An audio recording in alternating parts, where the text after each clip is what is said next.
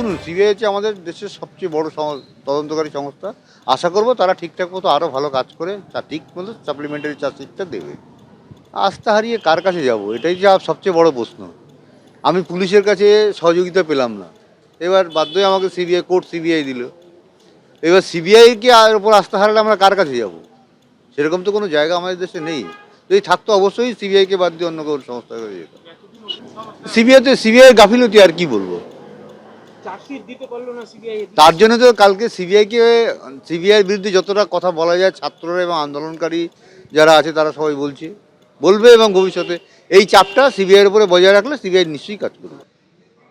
আর অন্যদিকে সন্দীপ ঘোষ, অভিজিৎ মণ্ডলের জামিন আর এরই প্রতিবাদে ধর্নায় বসার সিদ্ধান্ত নিয়েছে জয়েন্ট ডক্টরস ফোরাম। তারা এই বিষয়ে পুলিশ কমিশনারের কাছে চিঠিও দিয়েছে। তাদের যে কর্মসূচি 17 থেকে 26শে ডিসেম্বর ডোরিনা ক্রসিংয়ে তারা ধর্নায় বসার সিদ্ধান্ত নিয়েছে এবং পাশাপাশি তাদের তরফে যে দাবি জানানো হয়েছে আরজি কর কাণ্ডে দ্রুত সাপ্লিমেন্টারি চার্জশিট জমা দেওয়া হোক এবং সন্দীপ ঘোষের বিরুদ্ধে চার্জশিট জমা দিতে এনওসি দিক রাজ্য সরকার, এমনই দাবি সিনিয়র চিকিৎসকদের সংগঠনের। এদের বিরুদ্ধে যথেষ্ট তথ্য প্রমাণ আছে, তারপরেও এদের যে ছাড় দেওয়া হলো, জামিন তারা পেয়ে গেল, সেইটার বিরোধিতায় এবং রাজ্য সরকার অনুমোদন দিচ্ছে না এদের বিরুদ্ধে চার্জশিট পেশে, তার প্রতিবাদে হচ্ছে আমরা।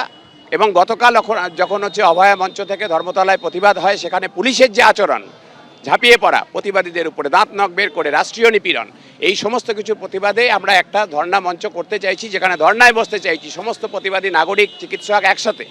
তার জন্য আজকে পুলিশের অনুমতি চেয়ে আমরা মেল করছি।